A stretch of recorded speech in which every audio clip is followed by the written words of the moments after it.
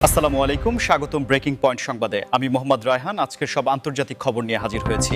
শুরুতেই জানিয়ে দিব সংবাদ শিরোনাম, তারপর বিস্তারিত। অস্তিত্ব বাঁচাতে ইরানে, যুদ্ধ ঠেকাতে মরিয়া তুর্কিয়ে। রাশিয়ার গোপন বোমারু বিমান, ইরানে ঘিরে ফেলা হচ্ছে মার্কিন রণতরী। এবার কানাডাতে ভাঙতে চায় যুক্তরাষ্ট্র। গাজায় আরও ইসরায়েলি হামলা, শিশুসহ নিহত ২১।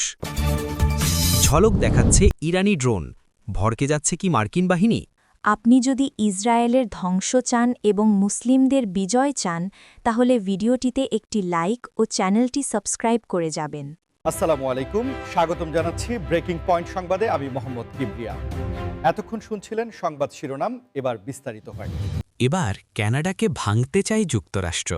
এই শিরোনামটি শুনলে হয়তো অনেকের কাছে অবিশ্বাস্য বা অতিরঞ্জিত মনে হতে পারে, কিন্তু সাম্প্রতিক সময়ে উত্তর আমেরিকার রাজনৈতিক এবং সামাজিক প্রেক্ষাপটে এমন আলোচনার ঝড় উঠেছে যা দুই দেশের দীর্ঘদিনের বন্ধুত্বপূর্ণ সম্পর্কে ফাটল ধরানোর ইঙ্গিত দিচ্ছে। বিষয়টি মূলত কোনো সামরিক আগ্রাসন নয়, বরং এটি একটি আদর্শিক এবং রাজনৈতিক মেরুকরণের খেলা, যেখানে যুক্তরাষ্ট্রের রক্ষণশীল রাজনৈতিক এবং মিডিয়া ব্যক্তিত্বরা কানাডার বর্তমান উদারপন্থী সরকারের নীতির তীব্র সমালোচনা করছেন এবং কানাডার কিছু নির্দিষ্ট প্রদেশ, বিশেষ করে আলবার্টা বা কুইবেকের বিচ্ছিন্নতাবাদী মনোভাবকে উস্কে দেওয়ার মতো মন্তব্য করছেন।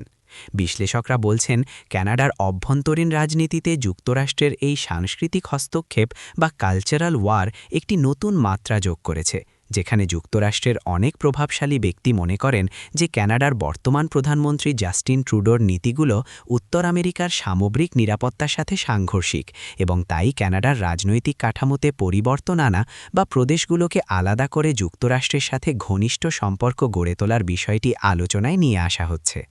কানাডার ভেতরেও এমন একটি অংশ তৈরি হয়েছে যারা মনে করেন যে কেন্দ্রীয় সরকার তাদের স্বার্থ রক্ষা করতে ব্যর্থ হচ্ছে এবং যুক্তরাষ্ট্রের অর্থনৈতিক মডেল বা রাজনৈতিক দর্শনের সাথে তারা বেশি একাত্মতা অনুভব করেন, যা শেষ পর্যন্ত কানাডার অখণ্ডতার জন্য একটি বড় চ্যালেঞ্জ হয়ে দাঁড়াতে পারে। এছাড়া উত্তর মেরু বা আর্কটিক অঞ্চলের সম্পদ এবং সার্বভৌমত্ব নিয়েও দুই দেশের মধ্যে একটি নীরব প্রতিযোগিতা চলছে, যেখানে যুক্তরাষ্ট্র চায় কানাডার ওপর তাদের প্রভাব আরও বাড়াতে, যাতে ভবিষ্যতে রাশিয়া বা চীনের মতো শক্তিগুলোর মোকাবিলায় তারা সুবিধাজনক অবস্থানে থাকতে পারে। মধ্যপ্রাচ্যের রাজনীতিতে তুরস্ক বা তুর্কিয়ে সবসময় একটি অত্যন্ত গুরুত্বপূর্ণ অবস্থানে থাকে, কিন্তু সাম্প্রতিক সময়ে তাদের কূটনৈতিক তৎপরতা এবং সীমান্তের নিরাপত্তা নিয়ে যে পরিমাণ উদ্বেগ দেখা যাচ্ছে তা এক কথায় নজিরবিহীন। কারণ তুর্কি খুব ভালোভাবেই অনুধাবন করতে পারছে যে তাদের প্রতিবেশী রাষ্ট্র ইরানে যদি কোনো বড় ধরনের সংঘাত বা যুদ্ধ বেঁধে যায়, তবে তার সরাসরি এবং ভয়াবহ প্রভাব পড়বে আঙ্কারার উপর।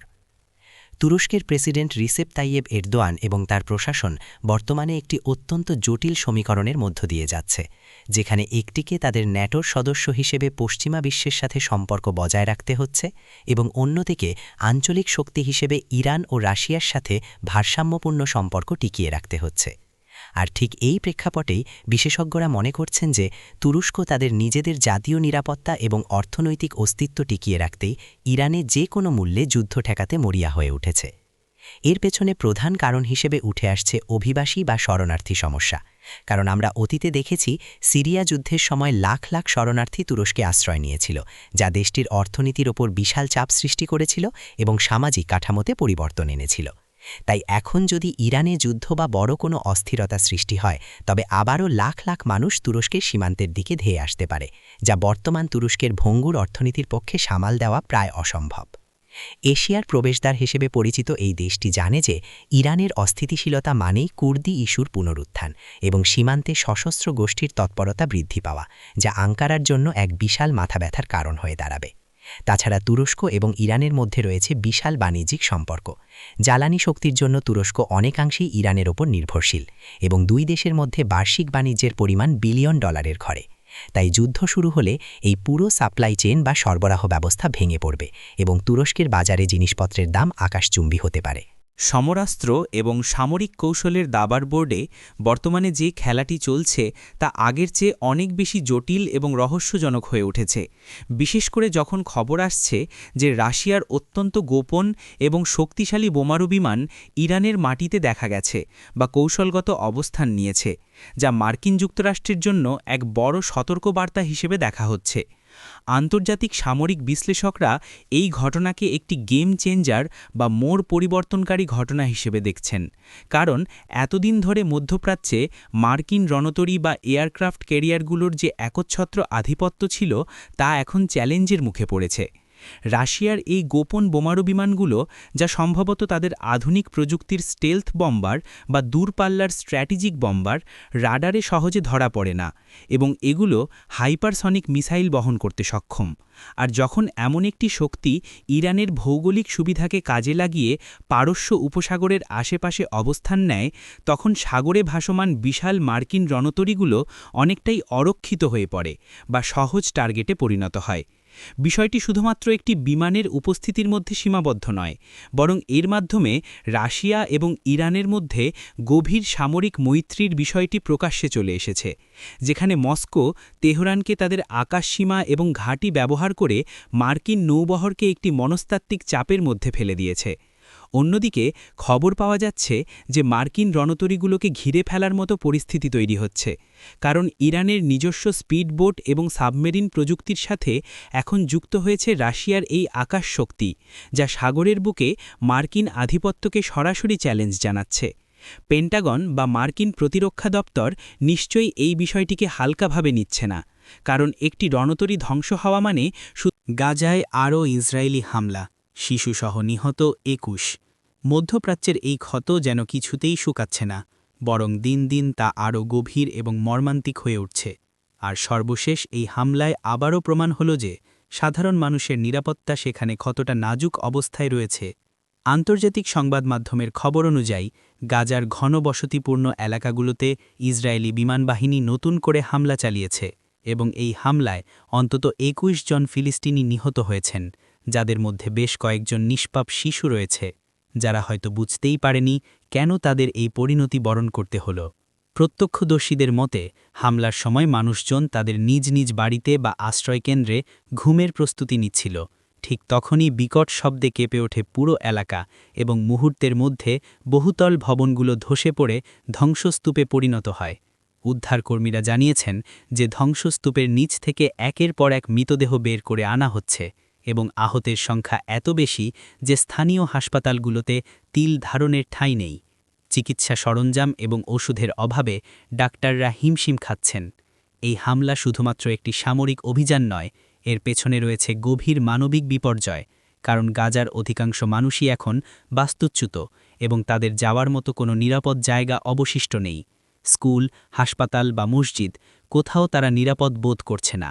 বিশ্ব সম্প্রদায়, বিশেষ করে জাতিসংঘ এবং বিভিন্ন মানবাধিকার সংস্থা এই ঘটনার তীব্র নিন্দা জানিয়েছে এবং অবিলম্বে যুদ্ধবিরতির আহ্বান জানিয়েছে। কিন্তু বাস্তবে সংঘাত থামার কোনো লক্ষণ দেখা যাচ্ছে না, বরং উভয় পক্ষই তাদের অবস্থানে অনড় রয়েছে। এই ধরনের হামলায় যখন শিশুরা প্রাণ হারায়, তখন তা শুধুমাত্র একটি পরিসংখ্যান থাকে না, এটি মানব সত্তার বিবেকের কাছে একটি প্রশ্ন হয়ে দাঁড়ায় যে আধুনিক বিশ্বে এসেও কেন আমরা শিশুদের নিরাপত্তা নিশ্চিত। ঝলক দেখাচ্ছে ইরানি ড্রোন, ভড়কে যাচ্ছে মার্কিন বাহিনী। প্রযুক্তি এবং সমরবিদ্যার জগতে ইরানি ড্রোনের এই উত্থান এবং মার্কিন বাহিনীর উদ্বেগের বিষয়টি এখন আলোচনার কেন্দ্রবিন্দুতে পরিণত হয়েছে, কারণ এটি প্রমাণ করছে যে আধুনিক যুদ্ধে বিশাল বাজেটের চেয়ে সঠিক কৌশল এবং প্রযুক্তি অনেক সময় বেশি কার্যকর হতে পারে। সম্প্রতি পারস্য উপসাগর এবং আশেপাশের অঞ্চলে ইরানি ড্রোনগুলোর বেপরোয়া এবং অত্যন্ত নিখুঁত মুভমেন্ট মার্কিন নৌবাহিনী এবং তাদের মিত্রদের জন্য এক বড় মাথা ব্যথার কারণ হয়ে দাঁড়িয়েছে, কারণ এই ড্রোনগুলো রাডারে সহজে ধরা পড়ে না এবং এগুলো অত্যন্ত নিচু দিয়ে উড়ে গিয়ে লক্ষ্যবস্তুর খুব কাছে পৌঁছে নজরদারি বা আঘাত হানতে সক্ষম। মার্কিন সামরিক কর্মকর্তারা স্বীকার করছেন যে ইরানের তৈরি শাহেদ এবং অন্যান্য মডেলের ড্রোনগুলো তাদের কল্পনার চেয়েও বেশি উন্নত এবং এগুলো মার্কিন রণতরীগুলোর ওপর দিয়ে উড়ে গিয়ে ছবি তুলছে বা ভিডিও করছে, যা সরাসরি মার্কিন বাহিনীর সুরক্ষা ব্যবস্থার প্রতি একটি চ্যালেঞ্জ। এই ড্রোনগুলোর সবচেয়ে বড় বিশেষত্ব হল এগুলোর উৎপাদন খরচ খুবই কম, অথচ এগুলোকে প্রতিহত করতে মার্কিন বাহিনীকে $মিলিয়ন মিসাইল ব্যবহার করতে হচ্ছে, যা অর্থনৈতিকভাবে যুক্তরাষ্ট্রের জন্য একটি অসম লড়াই বা কস্ট ডিসপ্রপোর্শন তৈরি করছে। সমর বিশেষজ্ঞরা বলছেন ইরান এই ড্রোন প্রযুক্তির মাধ্যমে এক ধরনের অ্যাসিমেট্রিক ওয়ারফেয়ার বা অসম যুদ্ধের কৌশল অবলম্বন করছে, যেখানে তারা সরাসরি মার্কিন শক্তির মোকাবিলা না করে তাদের মানসিকভাবে ব্যতিব্যস্ত রাখছে এবং তাদের গতিবিধি পর্যবেক্ষণ করছে। এছাড়া এই ড্রোনগুলো এখন আর শুধু ইরানের হাতেই সীমাবদ্ধ নেই, এগুলো বিভিন্ন প্রক্সি গ্রুপের হাতেও পৌঁছে গেছে, যার ফলে মধ্যপ্রাচ্যের যে কোনো স্থানে মার্কিন বা তাদের মিত্রদের স্থাপনা এখন হুমকির মুখে, এবং এই বিষয়টি পেন্টাগনকে তাদের প্রতিরক্ষা কৌশল নতুন করে সাজাতে বাধ্য করছে। মার্কিন সেনারা যারা বিশ্বের সেরা প্রযুক্তি ব্যবহার করতে অভ্যস্ত, তারাও এখন স্বীকার করছেন যে আকাশে এই ছোট ছোট